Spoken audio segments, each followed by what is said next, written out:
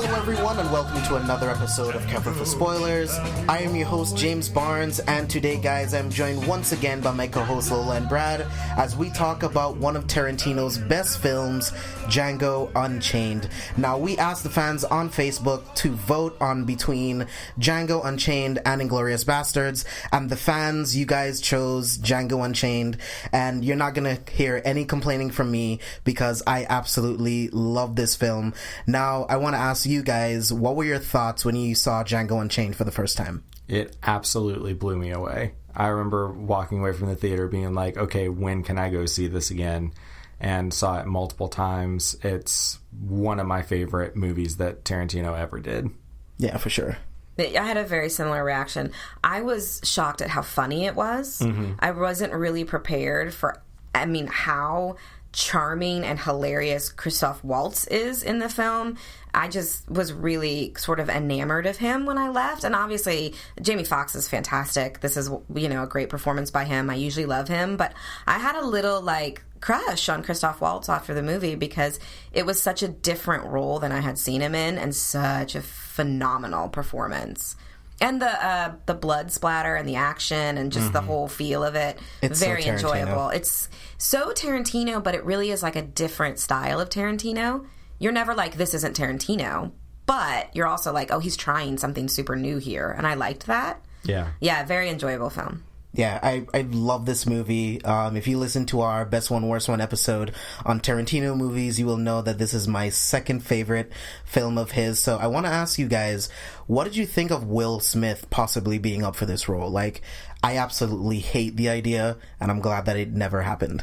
Yeah, it's crazy to me that they ever even considered it, because I don't think that he could have done what Jamie Foxx did in this role.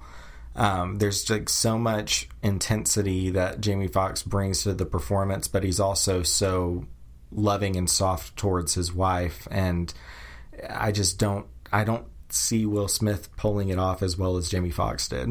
Yeah, for sure. I think he could have done it. Yeah. I am a huge Will Smith fan. I feel like he's got an enormous talent that he really doesn't utilize too frequently, because I think sometimes he gets lazy and just wants to make that money. I think ultimately Jamie Foxx is Django. I don't think that we missed anything by not having Will Smith do it. I'm glad that Jamie Foxx did it. I think if it had gone to Will Smith, he would have worked it to a way that we would have enjoyed it as well. But I don't miss him in the role. Yeah, I just feel like his personality is just so huge. I just don't know if I could have seen him as Django.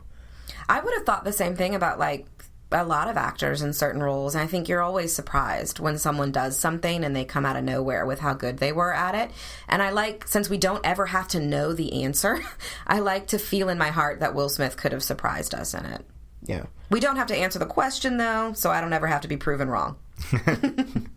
So the film was nominated for, I believe, 6 Oscars or so. It won 2. Christoph Waltz won for Best Supporting Actor, and the film also won for Best Original Screenplay, which I think it definitely deserved. Mm-hmm. Jamie Foxx was up for Best Actor, but he lost to Daniel Day-Lewis for Lincoln. So, pretty fair.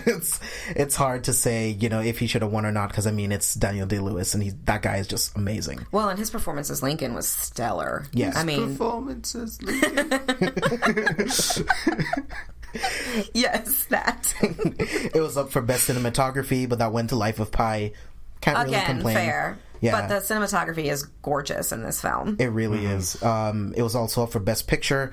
Argo won instead. I'm on the fence on that. I love Argo, but I think Django is so unique that I personally would have given it the win, but I get it. Argo's so much more Oscar-y, I feel than Django would have been the unconventional choice, even though I think it's a better film. Yeah. But Argo was the safe bet, I feel like, that year. Yeah, which is a great film. It always goes to the safe bet, though. Mm-hmm. It makes sometimes the Oscars boring. I still think that they took a big leap out when they gave it to Shape of Water. Oh, yeah. That's true. Give you a little bit of hope. Maybe. Yeah. Okay. Yeah. Maybe we'll get in there the future. One day. Maybe in the future, yeah. Yeah. If you're a minority, you could win a Best Picture Oscar. It was Maybe? also...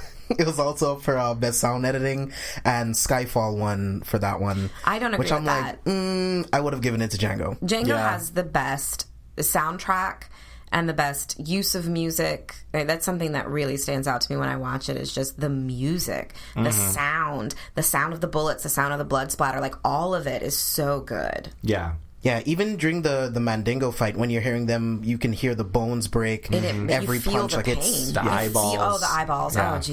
Oh, jeez. Yeah, like, to me, that's great sound design. Yeah, for sure. Yeah. So let's dive into the film. I think we have a lot to talk about with Django, and I can't wait to talk about it.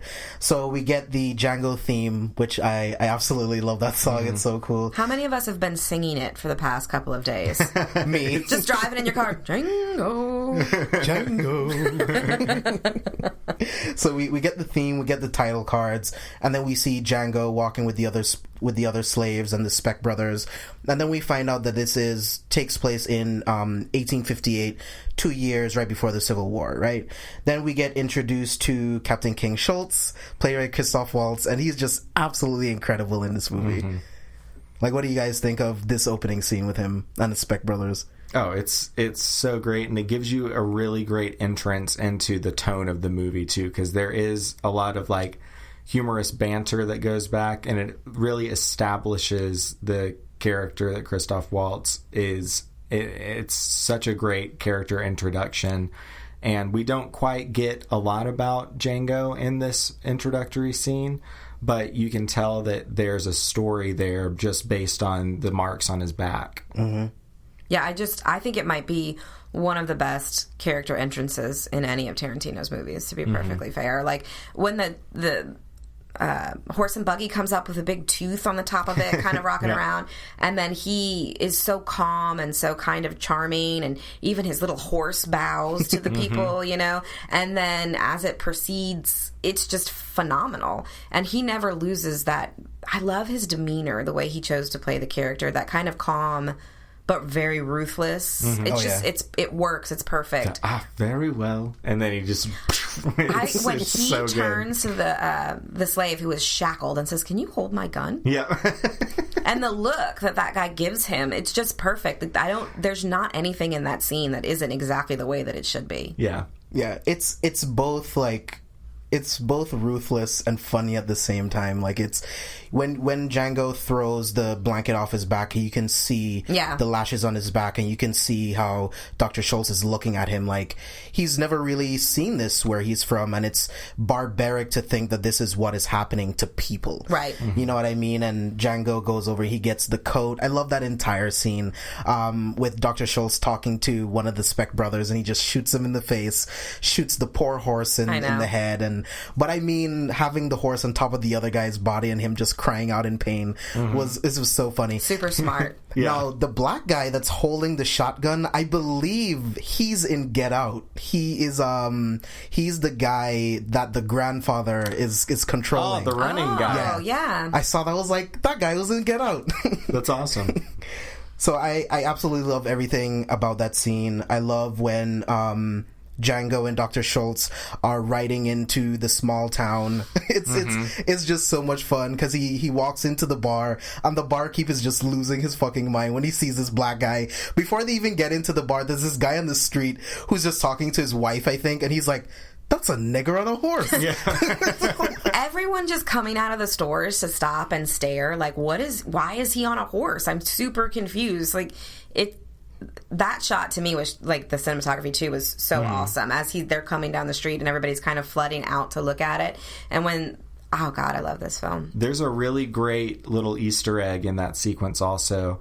There's the camera lingers on this girl watching out the window for a moment, and it's Amber Tamblyn, who never has a line, and she's listed in the credits as daughter of the Son of the Gunfighter. Son of the Gunfighter is a movie that Russ Tamblyn, her dad, was in, that Quentin Tarantino was a fan of. Oh, sick. So that's the reason that he had this very, very, very minor role for her in this movie, was to pay tribute to one of his favorite Westerns growing up. I mean, that's great, and I'm glad that you gave me that tidbit, because I was always a little bit sad that Amber Tamblyn didn't actually do anything in the movie. Because when you recognize her in the window, you figure she's going to play some kind of a part that has a speaking line, and then she just never, I don't think she's seen again in the film. Nope. Yeah, it's the only part that she's in. But that's a cool Easter egg. Mm-hmm. Yeah, I didn't even notice, actually. So Schultz tells the barkeep to go get the sheriff, not the marshal. The sheriff comes by and he tries to run him out of the bar, and Schultz just walks up to him, shoots him in the chest. Everyone's screaming. He walks around, shoots the guy in the head, and he tells everyone, now get the marshal. Like, I just love the way he plays this character. It's just so much fun. I like when he says, okay, should we wait inside? And Django is like, should we go? We should go. He's like, no. Get you a beer. It's so good. Yeah, so Schultz pours him a beer. They're talking. Schultz is telling him that he's a bounty hunter and what he does. And the marshal finally shows up. And I love this entire scene. Like, in an interview, Tarantino said that he just loves casting the people that he casts because he loves listening to them talk in his dialogue. Mm-hmm. And Christoph Waltz, everything he does in this scene is just awesome. Mm-hmm. Do I have your word that I will not be shot down like a dog in the street? It's just so awesome. I love that. Like, what did you guys think? He's same. great. I thought the exact same. That part where he says, can you assure me that I won't be shot as you are like a representative of the United States of America? And the guy's like, yo, you mean like you shot the sheriff down as a dog in the street? And he's like, exactly. I do not want to be shot down like a dog in the street. He's not even fazed. I love it. I love the way that he enunciates everything too. It's not just his accent that is so charming about the way that he speaks. It's the way that he enunciates everything so clearly. He puts emphasis on the part of the word that you would never think to put the emphasis on. The character that he created is just one of my favorite on film. I loved his performance. Yeah. Mm-hmm. So Schultz tells the marshal that this guy is actually Willard Peck, and there is a bounty on his head for $200. And he's like, well, marshal, you owe me $200. He's just so calm the entire time. I'm like, dude, you're surrounded by like 30 guys with rifles. Yeah. It's such a good scene.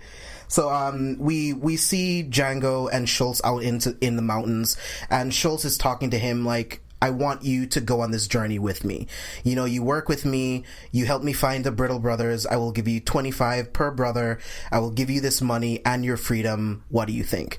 Right? And then Schultz tells Django the tale of Broomhilda. Like, what did you guys think of that story about Broomhilda? And do you think it's actually like a German story? Or... It is. Okay. Mm-hmm. Yeah, it is. And I liked the fact that Tarantino named her Broomhilda so that he could set it up like that, and went with, like, I love that attention to detail and that thought behind it. And I think that's a very moving scene, because you can see Django sort of accept that he is Siegfried while he tells the story. He is the one that's going to go save her.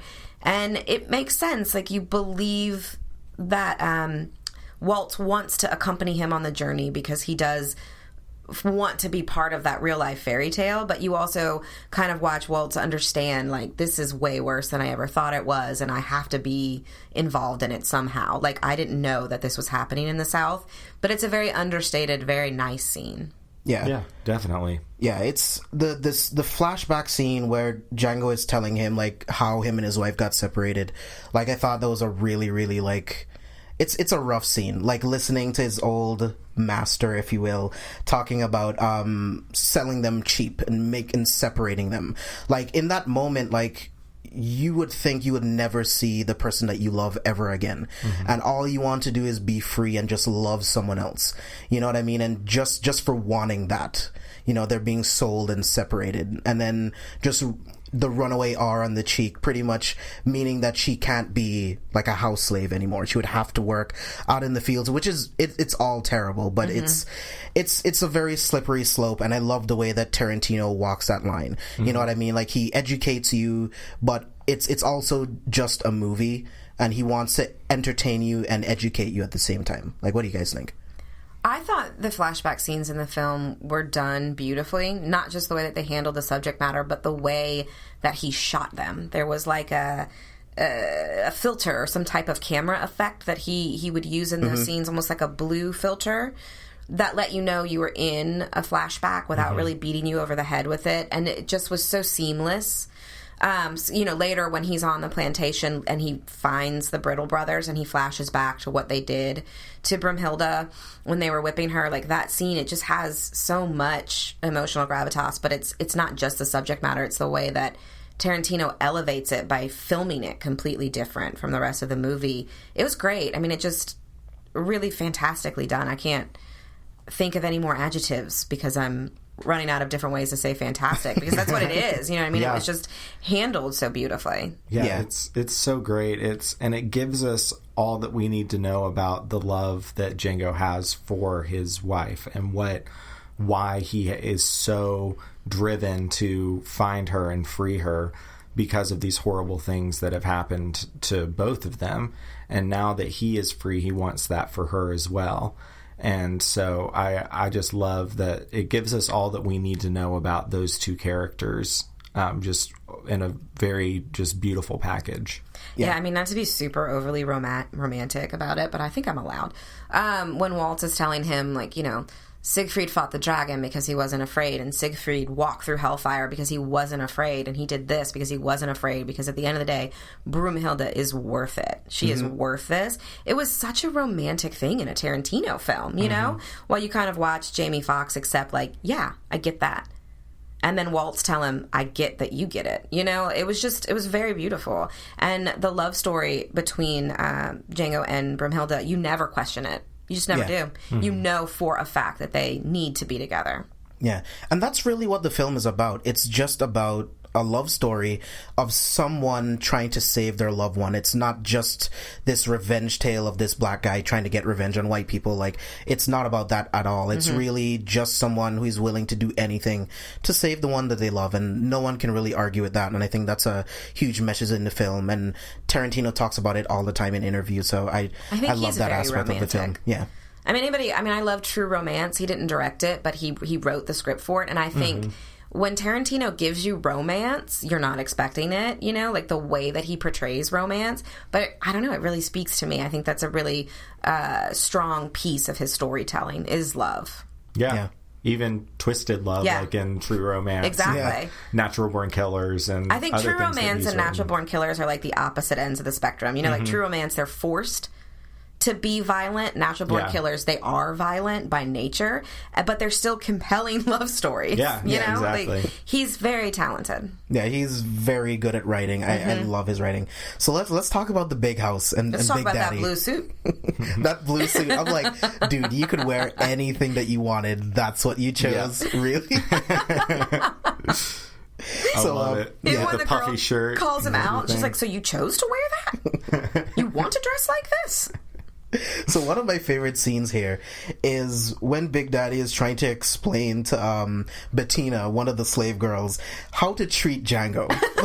This is absolutely hilarious. So Big Daddy's like, so I want you to show Django around, but you can't treat him like any of the other niggers because he's not like any of the other niggers. And she's like, so you want us to treat him like white folk? No. I did not say that. I did not say that. Then I don't know what you want, Big Daddy. And I'm like, well, I can see that. What's the name of that Peckerwood boy? Jerry. Why don't you treat Django like Jerry? I love Don Johnson. He's so good. I always forget that Don Johnson is even a thing until you randomly see him in a movie and you're like, oh, shit, John Johnson. Yeah. That scene, again, is one of those super funny scenes. Actually, Don Johnson is in two of my, I think, the funniest scenes in the movie, because he's also in the eye hole face mask scene. Yes. Which is hysterical, and I'm sure we'll talk about it. But it's just funny. They're referencing something that's very, like, deep, but in the funniest way. And her confusion over, well, what do I do here? Like, it's such a great scene, such a great introduction to Big Daddy. So one of the other girls is about to be whipped, and this is where we actually see the Brittle brothers. And like you mentioned before, we get that flashback of Brumhilde being whipped, and it's such a terrible scene. So immediately when Django gets his revenge, it's warranted. And he sees John, he shoots him right in the chest. He's like, I like the way you die, boy. Yeah. Oh, I love it. Because, I mean, it's just a bad person that just deserves to die. You know what I mean? 100%. Yeah. I love on the soundtrack the way they use that. I like the way you die, boy, on the remix of Tupac and James Brown, and it's the coolest thing ever. That track and 100 Black Coffins off the soundtrack are like two of the best things to come out of this movie. Yes, and the use of 100 Black Coffins in the movie too. It's so good. Yeah, and Django just whips the shit out of Lil Raj. That's one of my favorites, is when he's whipping the shit out of that guy. And the guy, he catches him across the face at one point, and the look that the actor gives, like, I almost feel like Jamie Foxx actually hit him with it. Just the reaction of the dude being whipped, it's perfect. Like, like he's just realizing, like, well, shit, this hurts. Yeah. Like, yes, this is a terrible thing. It fucking hurts. Yeah. And then Django just empties the entire clip into his chest. And Schultz just walks over like, who the hell are these guys? He's like, that's John Brittle, that's Lil Raj.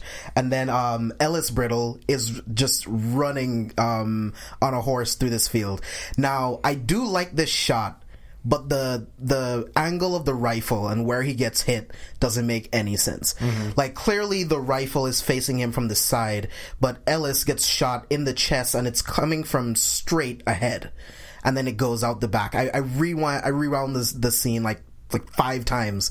The angle just doesn't make sense. There's a couple scenes where the angles of the shots just don't make any sense, but it doesn't matter. You're having so much fun with the movie. It's just like, it is what it is. Because that is the little line of dialogue where Walt says, "Are you positive?" And Django's like, "I don't know." And he's like, "You don't know if you're positive?" He's like, "I don't know what positive means." And they're like having this conversation around like word definitions while they're about to shoot some dude.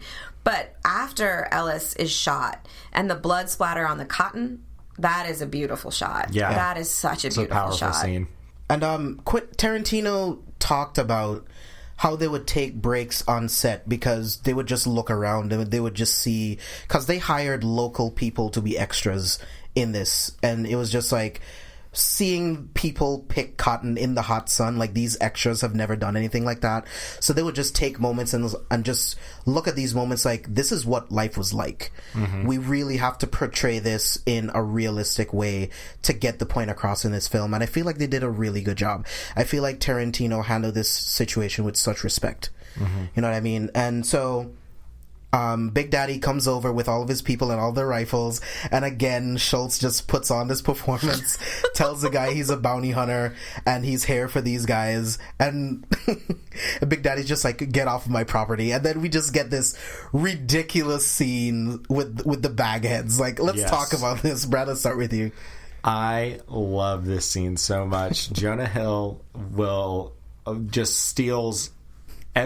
He's one of those guys that steals every movie that he's in, and he is so funny. And they take such a disgusting thing as this group of basically like pre-KKK guys and makes it into one of the funniest scenes in the movie somehow.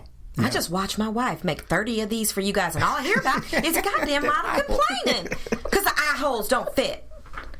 And then Jonah Hill like, well, I guess for this one, we're just gonna. It wasn't Jonah Hill who says this, but one of the guys in the audience is like, I think what we're all agreeing on is for this one, we're not gonna wear the mask. It was a good effort. It just didn't work out, and next time we'll do it a little bit better. And then Big Daddy's like, I didn't say anything about not wearing the masks. And Jonah Hill's like, well, I think seeing is a good idea. Like, just the conversation. It almost feels like, oh brother, where art thou? Like this very funny kind of back and forth, but around this very serious topic. Did you guys know, you probably know this because you know everything, but that Jonah Hill originally had a much loftier role in the film, but they had to cut it for time? I did not. I thought he was in it just for the cameo. The original script was 167 pages long, so it would have been like 3 hours and 15 minutes. And a big chunk that they cut out for time was that Brumhilde was originally set to fall in love with the son of her German mistress. And then they sell her to a different plantation to get her away from the son. And that son was supposed to be Jonah Hill. And they had cast him for it. But then they were like, we can't do this. We don't want to do 2 movies. We don't want to do a 4-hour movie. I mean, that changes the narrative a little bit. It changes everything. And then she goes elsewhere and she realizes that Django is her true love. But it was supposed to be like a little bit more of a saddened backstory for her. So they were like, well, we'll still use Jonah Hill. And I'm so glad that they did, because that scene is hysterically funny. Like it's funnier than it has any damn right to be. Yeah, it's crazy how funny it is. So then it immediately cuts to them riding towards the dentist truck, and then Schultz just fires one bullet towards the teeth that was filled with dynamite and just blows the whole fucking thing. The horses are going nuts, everyone's leaving, and then he gives Django the rifle, and he just in one shot just takes out Big Daddy. And I just love the sound design of the guns. Like, they fire like guns. Like, the initial shot sounds like a normal gun, but when the bullet is traveling, it sounds like a cannon almost. Like, it's really interesting and stylistic for this, like, spaghetti western feel that he was going for. That's also one of my favorite shots, when he's got the gun sights on Big Daddy, and you hear the shot, but you're watching just the horse's legs, and you're hearing the horse galloping, you're watching the horse galloping, and then you see Big Daddy's body fall off the side of it, and then it pans up to show the blood spray on the horse's mane. Like, that is a gorgeous shot. Yeah. What's funny is I watched that shot, and for a second I'm afraid the horse got hit, and when I realize it's Big Daddy, I'm relieved. Because fuck that guy. Yeah, most definitely. So the Schultz, father of 50 Shades of Grey. Get out of here. So Schultz and Django have a chat back up in the mountains talking about work with me throughout the winter. Let's get this money, and I will go with you to find Broomhilda. And then this is where we land in Mississippi, right? And we get this overhead shot of all of these slaves walking at this slave auction on chains. And I don't know what the fuck that thing? shackle thing was. I don't know what the fuck that thing is, but it is like haunting to look at. Legs. It's so upsetting when you see it, and you don't have a name for it, which I think upset me more. I was like, what the fuck is that? Yeah. And then they find out that Broomhilda is at Candyland, and Django has to play the role of this black slaver, which he tells is even worse than, as he says, a handhouse nigger. Yeah. Right? And I love the way that Jamie Foxx played this in the movie. Like, he's so despicable, but you know he's just playing a role, you know what I mean? And he's playing it so well that everyone around him believes it. I think that Waltz gets mad awesome. at him for it. Yeah. You know what I mean? Like, Waltz is like, I don't want to see you like this. But he's just determined to get to her. I mean, he's willing to do anything. I think anyone in that situation would do the exact same thing. Yeah, so this is where we get the introduction to Mr. Calvin Candy. Yes. How good is Leo in this fucking movie? Phenomenal. I mean, amazing. He's absolutely incredible. I hate him so much. Like, immediately when he turns around and Tarantino does that zoom in right on his face, I'm like, I fucking hate you so much. Tarantino does a good job of using the zoom. Because I generally hate zoom in movies, and he kills it. Also, I love the fact that Dicaprio was like, no, make my teeth as gross as possible. Yeah. I need that to feel like this character. Make me amazing looking with the worst teeth you've ever seen. Make me love French but not speak it. It's so stupid. Like, oh, he loves everything about French culture, but he doesn't know any French. At one point, and I don't remember exactly where it is, but Waltz says something to him like, I think they're cheers. Waltz goes like, he says the German word for cheers, and Candy just goes, German. That's right. He just says the word German back because he's so ignorant. Yeah. He doesn't know what else to do in that situation. I mean, and in his position, I guess it just doesn't matter. I mean, he's the head of a plantation. Everyone serves him. It doesn't matter what he knows or doesn't know because he's just a piece of shit. Piece of shit that wants to act like he's better than the things that he is doing. Like, yeah, I own slaves and I'm terrible to them, but I also care for them deeply. Sure, no, you don't, you son of a bitch. You know what I mean? Like, he just pulls it off so well. Dicaprio pulls that character off so well. Yeah, and we get the Mandingo fight, and I absolutely hated this scene. Like we talked about before, with the sound design, you can hear every punch. You can hear when the bones break. There's so much blood. It's just ridiculous to think that people were forced to fight each other to the death for money. Well, not for money, but for the enjoyment of other people. It's just despicable. It makes me sick. And Big Fred gouges out this guy's eyes. Oh my God, that's the part of it that you're just like, no. And then takes a hammer and just kills him. And it's like, you can tell he doesn't want to, but it's like, I do this or I die. Either way. And it's just, you're doing this for survival, and it just sucks all the way around. Yeah. You know what I mean? And Tarantino finds a way to soften the blow where he's just like, he has Leo. He's like, get this man a soft bed, a tall beer, and a pony to lick his pole. And it's just, I'm like, Candy is making me laugh, but I fucking hate him at the same time. Like, he's... And that little drink he orders, the coconut drink, what does he call it? It's like, get me a Hawaiian breeze, heavy on the rum. And then we get Frank Nero, who plays Django from the 60s movies. So I thought that was a really cool scene. What's your name, boy? Silent. Yeah. I know. I know. So Calvin's like... This is the scene where Schultz offers Calvin $12,000 for one of his fighters, right? And immediately that gets his curiosity. That's what gets them into the door to get Broomhilda, because we get that scene before where Schultz was talking to Django and it's like, we can't just walk in and just buy her. He's not gonna care to lose a slave just to make $300. Like, we have to go in with a completely different plan. We have to go in with something else. And it's like, oh yeah, I want to add this as an attachment. Yeah. You know what I mean? So I love the line that Leo says to her. He's like, gentlemen, you had my curiosity, but now you have my attention. Yeah. It's such a good line. Yeah.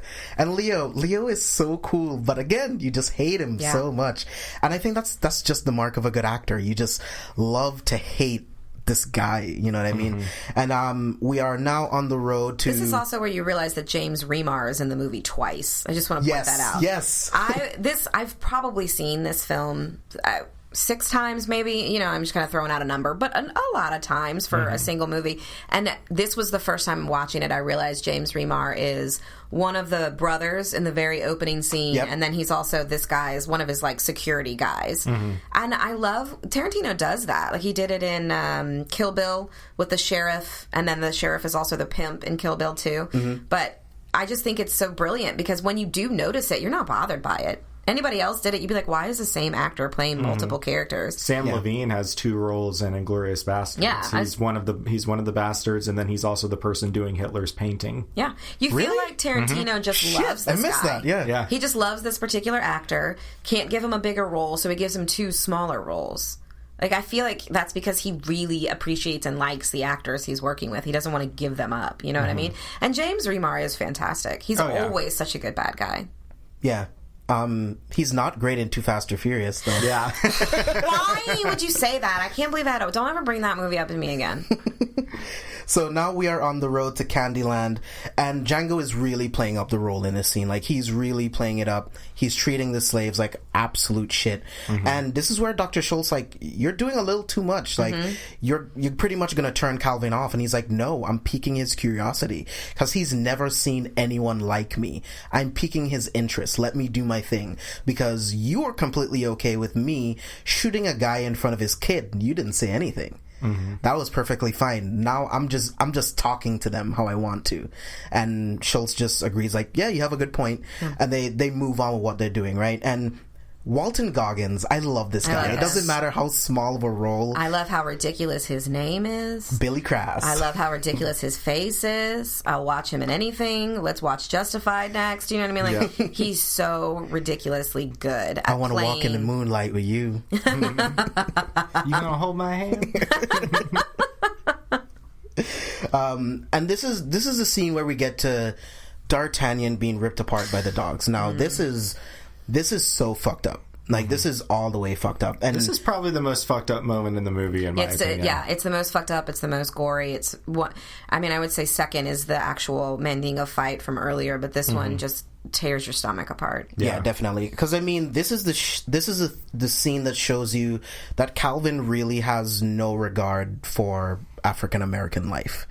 Because he's just like, I paid $500 for you. I expect 5 fights. You've only given me 3. I need you to give me 2 more before you're allowed to die.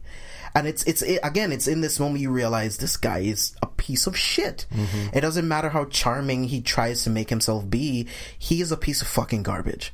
You know what I mean? And I don't know if he's just trying to get a reaction out of Schultz and Django, but he just orders the dogs to just rip D'Artagnan apart. And Django doesn't have a reaction because I think he's just seen this so many times from other slaves that have tried to run away. And it's just a fucked up situation. I you can see his thoughts on his face almost in the scene. I think Jamie Foxx did a great job in this scene where he kind of recognizes, like, there is no saving D'Artagnan. Like, he's run away, he's, betrayed what he was supposed to be doing. Even if they did take him back to the plantation, it would just be to fight to the death again. Yeah. And he kind of weighs stepping in to save this, which he can't save, to save this man, he won't be able to, versus getting to Brumhilde and getting her out. Like, you watch that happen on his face, and you watch him kind of signal to Waltz, like, you're not going to buy this guy, you're going to sit down, you're not going to help. It's some of the best nonverbal acting I think I've ever seen from Jamie Foxx. Mm-hmm. Yeah, when he's on it, he's so good. So good. Oh, like, I feel and like sometimes he's in Spider-Man, like everybody Robin has a Hood. bad day. Robin Hood. I forgot about Robin Hood. Like, when he wants to give a really good performance, he's just absolutely incredible. Like, his performance in Ray is just transcendent, I think. Like, he just embodies Ray Charles so much in that movie, and he does such a great job as Django in this movie, and this is one of those great scenes. Yeah. And to just move on from what's happening, he's like, we came here all this time, we rode 5 hours to see your Mandingo fighters, and if this is an example of what you have, I'm not impressed. You know what I mean? And they just ride off to Candyland, because Calvin is impressed by him. He sees Django as this exceptional person. You know what I mean? Well, kind of. He sees him as that 1 in 10,000. Yes, that 1 in 10,000 that he's always talking about. So we finally arrive in Candyland, and we meet Steven. Oh, man. My God. Yeah. Just the worst.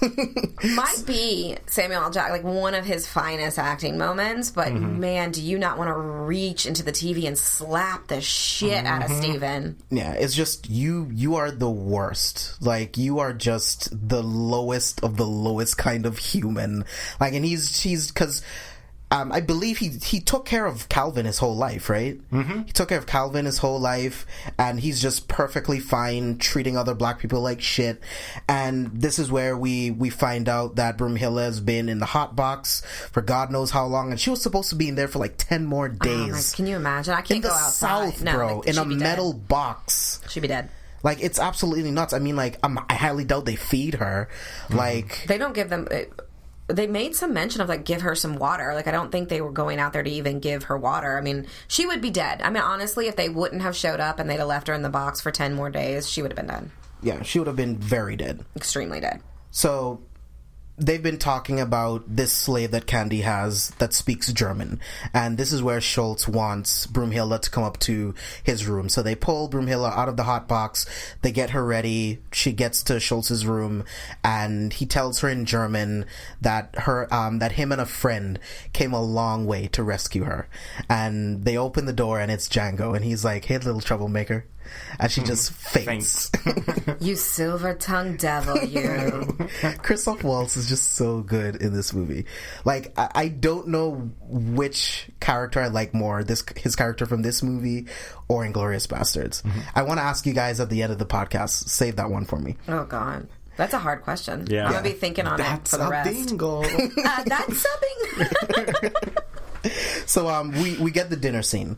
I love the dinner scene. This is one of my favorite sequences in the entire movie. And Brumhilde is serving wine.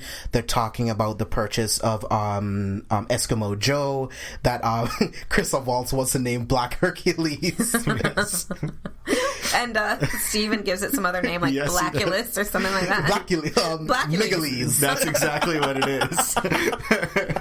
One of the best parts of the whole like dinner scene is the idiot sister Larly making How comments. creepy is the relationship between... They're banging. Oh, no. yeah. Calvin is having sister. beautiful sister? I have two brothers. We don't kiss each other even on the cheeks when we're leaving the room, although that would be absolutely acceptable for people to do.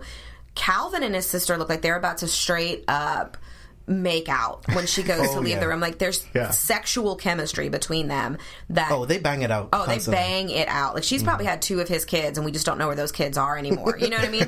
But she keeps saying these really stupid, like, adding these really stupid comments in to Waltz, because she's single, she's a widower.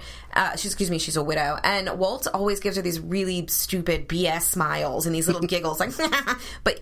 It's so obvious he wants to slap her in the mouth. Yeah. And those were some of my favorite scenes around the dinner table. Yeah, so she's actually the one that brings up that it looks like Broomhilda has eyes for Django. And immediately Steven picks up on this. And he just pokes at it and pokes at it. As soon as Broomhilda goes into the other room, he's like, you know that nigga, don't you? And he's like, don't lie to me. You know him, don't you?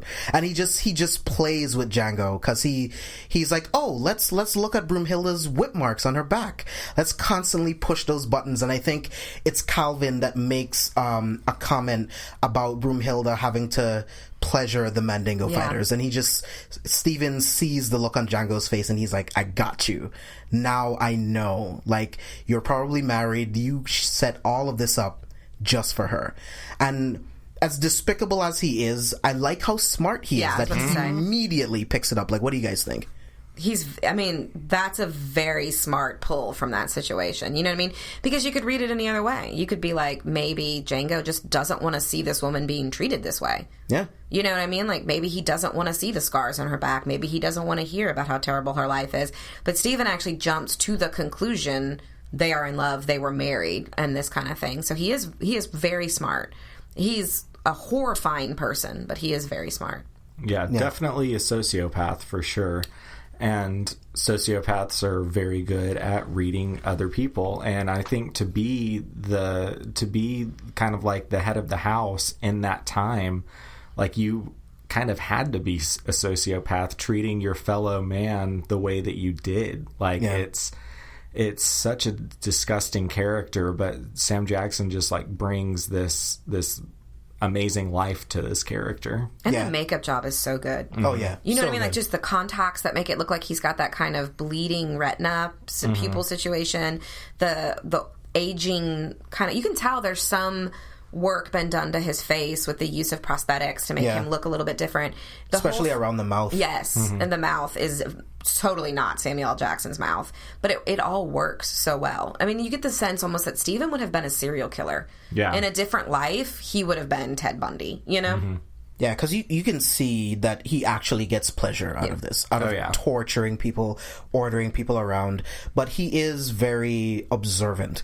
And instantly he's like... You know, he tells Calvin to meet him in the library and tells him anything. Now, in this moment, I love the way his demeanor completely changes. Because you can tell, in front of guests, he plays this very different role where he just looks like this bumbling old fool. But he's actually really, really smart. And actually walks fine. Yeah, as you see works later perfectly in the film. fine. Yeah. So he tells Calvin everything. He's like, they're playing you for a fool.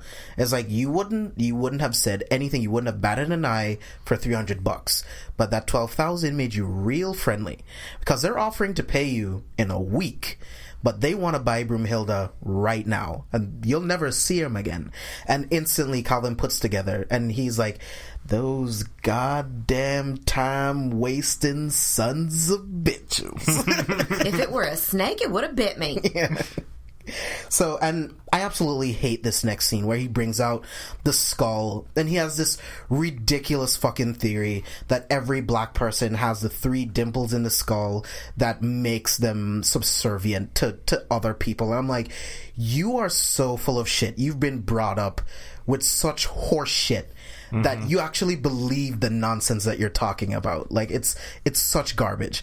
But Leo plays it up so well. And when he slams his hand on the table and it starts bleeding and you find out from behind the scenes that he just kept going. Like, that was not a part of the scene. He just keeps going. And it's insane. Like, what do you guys think of that part of the scene? That is that's in the top 5 of my favorite movie scenes of all time. Yeah.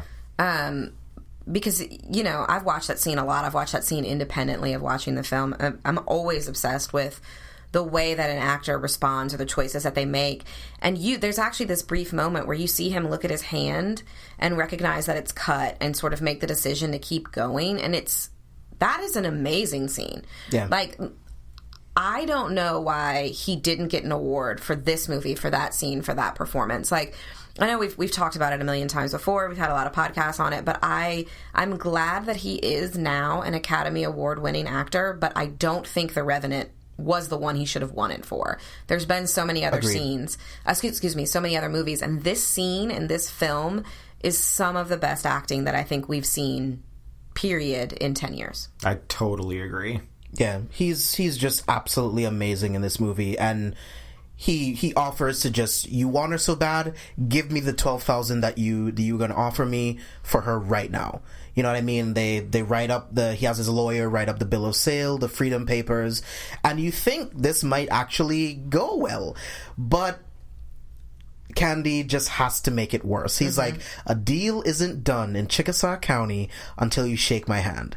And he's just poking at Schultz and poking at him, and Schultz just couldn't help it, and he just shoots him. And it's just like, Django's just like, fuck, like, you just fucked this up for me. I like when Waltz turns and apologizes. He just shoots him and turns to him like, I'm sorry, I couldn't help it. And then Remar shoots him. Yeah. And that scene it's really brilliantly shot, because when you see Schultz hit into the shelf of books, all the papers are falling down while Steven is holding Calvin on the floor when all of the pages are falling. I think it's a beautiful scene. Django just takes the gun and he just starts killing a fuck ton of people. I literally have that in my notes, that Django just starts killing a fuck ton of people. Yeah. And I think this scene is absolutely incredible. It's just so gory. There's just so much blood. Like, what do you guys think? It's probably one of my favorite action sequences in any of Tarantino's movies. It's up there with the Orenishi fight and Kill Bill Volume 1 for me. It's up there with the Crazy 88. It's up there with any scene in Inglourious Bastards toward the end. And this is where the Tupac song plays. Yes. And you can actually hear Jamie Foxx sing, I like the way you die, boy, in the song. I love that scene. The use of that song over the scene, he made some brilliant soundtrack choices in the movie. This scene is just well done from start to finish. I love the blood splatter, but I really, and it's going to sound crazy, but I really do like that he worked humor into the scene with that one guy who's still alive in front of the stairs. He keeps getting getting shot. And you are so horrified. I am always horrified at the fact that I am giggling at that guy during this scene. I feel bad about it, but like, not because this guy is a good person, but just, you can hear the sound of the bullet making entrance. You can hear the wet sound of the blood flying out. You can hear the blood splattering on the walls. Like, you feel like you're in it. Yeah. You know, like, it's a very heightened sense of experiencing that scene. And again, that's that sound design. And also just when it is over, when it is done with, and you really take a look at how bloody the house is, it's Tarantino. Yeah. It's very grindhouse, spaghetti western, over the top, awesome. Yeah. And eventually Django runs out of bullets and he has to surrender in order to save Broomhilda. So he surrenders, he gets knocked out, and next thing we see is Django hanging upside down naked, and Billy Crass comes in, heating up this knife to cut his dick off. Yep, gonna get those balls. Is that not horrifying? Absolutely horrifying. I wonder if Walton Scott, if he had his hands on Jamie Foxx's actual balls, because it feels like that in the scene. I mean, like, you feel like he's 100% naked, and this is a very stressful part of the film. Yeah, because not only are you about to get your dick cut off, but you're also about to bleed out from this happening. I mean, if you're hanging upside down, you're going to bleed out. It doesn't matter if the knife is hot or not. It's not going to cauterize the wound. Like, that's why Steven's speech when he comes in after is so good, even though you're so pissed off about it. So you're like, yeah, he would have been dead in 7 minutes. Yeah, it's like, that's too good for you, Django, because at this mining company, they're going to work you until you're old. They're going to work you until you can't lift a hammer anymore, and then they're going to hit you with a hammer in your head and throw you in the nigger hole. And then it's just going to be it. And it does sound like Samuel L. Jackson does a great job of giving this dialogue, because it does sound like the worst thing that could happen. Oh, yeah. That could happen to you. So all of that happens, and we're en route to the mining company, and this is where we get the employees from the mining company taking Django and 3 of the other slaves to the mining company. And this is where we see Tarantino, Michael Parks, and I forgot to look up the other guy's name. Are they supposed to be Australian? Like, is that what Tarantino's doing? I was about the to worst say, like, Australian accent I've ever heard in my life. I feel like Tarantino as the director, made the decision to do the worst Australian caricature that he could think of doing. He did like a British Crocodile Dundee is the only way I can think to describe it. It is so bad. Blick is the way he says black. You can ride that Blick one over there. It's like, where? is happening? It's almost like South African type of that you hear in Johannesburg. Maybe he was trying to be South African actually, because it's closer to that than it is to Australian. I just assumed it was Australian because he keeps saying mate. Yeah. It's some made up nationality. I think is what it is. And I think Django does a really good job of getting himself out of this situation, and we see where the lucky handbill is lucky. Yeah. Because he's like, look, I have this in my pocket. These guys are wanted. I am a bounty hunter. You can get, I think it was like $11,000 if you go with me to catch these guys. And luckily for Django, the slaves in the truck can corroborate his story that he rode it on a horse with a white man, and he's actually a bounty hunter. Right. You know what I mean? So they give him a gun. Django shoots all three of them. Tarantino gets blown up by the dynamite. How awesome is that scene? I love that scene. So great. The best part about that scene is that Tarantino was like, I'm going to play this really stupid character. I'm going to get blown up. Let's do this. Like, this is what he wanted for his cameo. I think that's fantastic. Oh, yeah. Yeah. I mean, if I put myself in my movie, just blow me up. I'll be good. I'll show up. I'll do one of the worst accents in movie history. They just blow me up. Well, and they're so dumb. At one point, they're like, okay, man, you give... I'm not going to try to do the accent. They're like, you give him your gun. And he's like, okay, here you go. I just cleaned out the sights. And Django's like, cool. And then he shoots everybody. And I like, too, that the other three guys that are still in the cage are just kind of, like, afraid of him, but also... in awe of him. Like, they don't know what's going to happen next. They don't know if he's going to kill them as well or what's going to happen. And then as he rides off, that one guy who was really giving him a hard time before gives that little smile like he's going to blow up Candyland. And again, a great spot for music. That John Legend song. How great is that entire song? I have that written down as well. So good. Yeah. He punctuates the movie. You know, a lot of times when you try to use music not of the era of the movie, it can go really wrong. Let's talk about Robin Hood. Never again, but it's a good example. Tarantino is the exact opposite. He picks the exact perfect song and the exact perfect scene.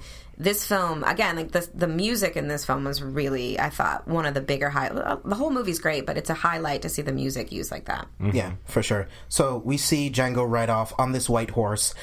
He goes back to where Schultz's body is. He tells him, Auf Wiedersehen, I'll see you again. Takes the freedom papers out of his pocket. Surprisingly, I'm surprised that they were actually still in his pocket, but I guess no one would care about his body. My question is, where are Django's freedom papers? Like, where are those? Because, I mean, he's supposed to be free with Broomhilda, but before this scene, he's naked, hung upside down. He doesn't have any of his clothes. Where are his papers? I thought the same thing, and I was like, I think they probably are lost. Like, he's going to have to get Broomhilda and himself up to the north because he doesn't have his papers anymore. Yeah. So I was thinking about that for a while. So we cut back to Candyland, and this is where Steven and Billy Crass and the sister and everyone... well, actually, right before that, he goes and murders all That's right, yes. And he shoots that guy in the dick. First, yeah. And that is an upsetting scene. He shoots that guy right in the dick. Yeah, it was the guys who set the dogs on D'Artagnan. Oh, and Zoe Bell. I love that he worked Zoe Bell into it, the only female in this like crew, and she wears the little mask over her face. Yeah. I'm a big Zoe Bell fan. I think she's a awesome. great... Yeah, I think she's so awesome. I love her little scene in Once Upon a Time in Hollywood. I haven't seen it yet. I gotta go do that. She's got later a really tomorrow. good scene in that. So it's such a good movie. She's so good. Yeah, so he does that. He kills everyone. He saves Broomhilda. They make out. Then we get to Candyland. Steven and everyone, they come back from the funeral, and we see Django at the top of the stairs lighting the candle, wearing Candy's clothes. I was just about to say that. I did not notice until this watch that he's wearing Candy's clothes from the first time that they meet. Yeah, it's the exact same kind of overly French patterned vest and all of the stuff, and he's smoking his cigarette holder, and it's so I love when he's just obviously taken all of Calvin Candy's stuff and just put it on his body, and the face that Steven makes when he recognizes the clothes and he recognizes that he's there.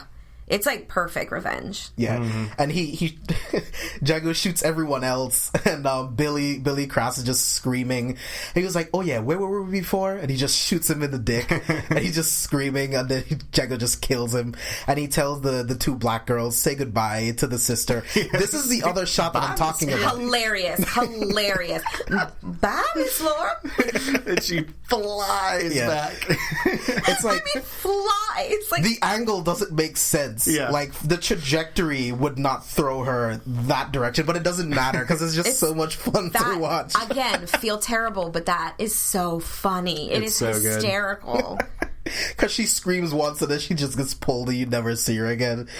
And then the two black ladies, they're running, and the thicker lady, she's far ahead of the other girl. What was her name? It was something. Oh, it's some very French uppity name. I can't remember exactly. For his basically his mistress. Yeah. That's gonna bother me. Yeah, I can't remember what the name was. It's not Sophia. That I can say. That's what popped in my head. And Django shoots Steven in the kneecaps, and he's just walking down the stairs, and it's such a powerful scene. I love that line of dialogue that Django is giving. He's like, "You've been on this plantation for 75 years. How many slaves have you seen? 7,000? 8,000? 9,000? 9,999? Yes, Sheba. Some stupid fucking name. He calls her Queen Sheba. And then he lights the fuse with the dynamite, and Steven is just screaming, "Oh, Candyland will be around forever." And Django just walks out. He just stands tall as the entire house just blows up, and I love it. Now, how the house blows up, it's completely demolished. I don't think he had enough dynamite. Oh yeah. But it doesn't matter. It must be because the house is all wood. Because old houses blow up easier? Sure. Maybe. I don't know. At this point, we embark on the only 3 minutes of the film I don't love. Oh, really? Which is, the kind of overly done reaction on Kerry Washington's face. And they're like, I feel you. Smiles. And then the clapping. And then him doing the horse dancing. Like, I love that. I just feel like, no, not the right time for this. Like, it just always... I don't dislike it, but I'm always like, eh. Like, these are the only 3 minutes that aren't that strong in the film. Because I feel like that thing was just like that Hollywood thing in movies where it's just like the damsel in distress that was saved is just so happy to see the man of her dreams that's saving her, and he's like peacocking, I guess. Mm-hmm. So you're looking at it as kind of like a vaudevillain, old-timey. Okay. Yeah. See, I like it better in that context. Because the way Kerry's playing it, it just seems so over the top that Tarantino is just going for that feel. Mm-hmm. You know what I mean? But it worked for me, but I get it. It is a little bit over the top. I was like, this just doesn't fit. But I mean, he's allowed to do whatever he wants. I mean, we're never going to be like, no, that was a bad choice, because it's never going to be a bad choice for him. Mm-hmm. The day that Tarantino makes a bad choice in a film that, like, we're all like, this isn't a good movie, is the day I'm going to stop watching movies. Yeah. I just love everything that guy does. So, and then Broomhilda and Django ride off into the sunset, and I would love to know what happens to them next. I would love to know, like, were they able to get up to the north or somewhere else where they were free and they had kids and they could just... Or did they become, like... like folk heroes, like couple. Folk heroes of getting they meet others Zorro at one point, we know, because of the that's comic. True. Yeah, like, I think that they were too badass to just settle down and have kids, and I bet the kids they do have are as badass as they are. I hope so. Yeah, that's what I think. Yeah, so back to my question. Which one would you pick? What's the better Christoph Waltz character? His character from this movie or Inglourious Basterds? I gotta go Inglourious Basterds. Yeah. It's one of the, if not the best villain role of the 2000s, in my opinion. I love him in that movie. And there are so many moments that whenever I think Christoph Waltz, that's immediately the first movie that pops into my head. Same. I feel the exact same way. He's just so incredible in that movie. And it's like he's giving such a great performance. And I'm just looking at the face of a guy that I absolutely despise. This guy is just the worst human, because he also is a sociopath who just likes to hunt. Yeah. Of hunting humans. They could be Jewish. They could be aliens. He doesn't give a shit. He just cares about the hunt. He's just a despicable creature. And Christoph Waltz just plays it beautifully. Yeah. I think it is a lot easier. You know, they say, like, when it comes to acting, it's a lot easier to play drama and make someone cry than to play comedy and really get someone to laugh. I think when you compare Django to Inglourious Basterds, Waltz's character in them, it is easier to be the hero of the Django piece, you know, helping Django out and being very charming and have people respond to that, than his character in Inglourious Basterds, where you literally feel your stomach revolt when you see him on screen. That's a very hard emotion to stir up in people when they know you're faking, like when they know that's not who you are. So I do think that's a much stronger acting performance from him. And I think Inglourious Basterds is higher on my list for Tarantino films than Django Unchained, even though, you know, that one's also very high. And I think a lot of that is due to just how much I freaking hate Christoph Waltz's character in that film, but I can't look away. Yeah, he's just so magnetic in that movie. So, I mean, just like... every scene, it's just him. It doesn't matter who's in a scene with him. It's just him. It doesn't matter if it's Brad Pitt. It doesn't matter. He's amazing. Yeah. And then he did that Bond film, and you're like, what are you doing here? I don't fucking know. We have to talk about that one of these days. That's just, I don't know what the fuck he was thinking. But let's get your final thoughts on Django Unchained. I liked the fact that people are always saying that Tarantino was very inspired by Westerns, specifically the spaghetti Western, specifically this idea of the overly violent, can't keep up with how many bullets got fired. Most guns have 25 bullets when they should have 6 kind of idea. And he really leaned into that with this film and gave us exactly what I think his perfect spaghetti Western would have been. And he didn't pull any punches. He didn't cut any corners. I can't believe the film didn't win for Best Picture, because Waltz's performance, Jamie Foxx's performance, and Dicaprio's performance are some of the best that I've seen in a film. Kerry Washington's is strong. She doesn't have much to do, but they are strong. And Samuel L. Jackson's performance is fantastic. Like, there are no real missteps at all in this film, and I think that that's wild, because that's hard. Yeah, for sure. Brad? Yeah, I think it's the best of both worlds of Tarantino. It's got like the grindhouse feel, but then it's got like the really well written dialogue, really great just people talking scenes, which are the two things that he does so well, is that over the top violence, that over the top gore, but it marries so well with a beautiful love story that is also just shot and scored so perfectly. It was number 2 for me also. Like, the only one I like more is Inglourious Basterds. But yeah, Django Unchained is an absolute must-see for anyone who likes movies even a little bit. Yeah, most definitely. Like, that was beautiful, Brad. Yeah. I'm sitting here listening like, I should have let you go first. I have to follow that. I have to. Well, if anybody can do it, James, it's you. I believe in you. Go ahead. But I think this is the quintessential Tarantino movie. I think when people say the word Tarantino, to me, this and Inglourious Basterds are 2 of the films that immediately come to mind. I also think it should have won Best Picture. I don't think you can name another movie like Django, and I think when you have films like that, that should win Best Picture to me. Christoph Waltz winning Best Supporting Actor, I mean, hands down. You know what I mean? Jamie Foxx is incredible.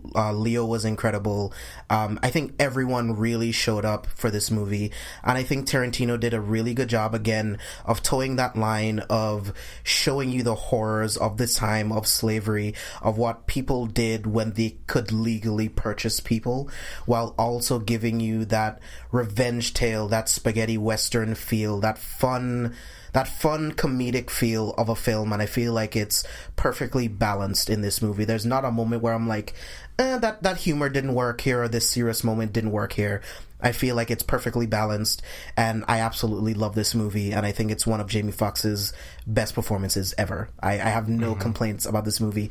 It's 2 hours and 45 minutes. Doesn't feel that way. It really doesn't. Yeah. It really does not feel that long. Yeah. I've watched hour and 45-minute movies that made me feel like I'd been there for a week. This film feels like it's just starts, you're there, it's over. But in the best way, you know, you're just there for the ride. Yeah. I can't wait to review Inglourious Basterds. I think that's going to be a lot of fun.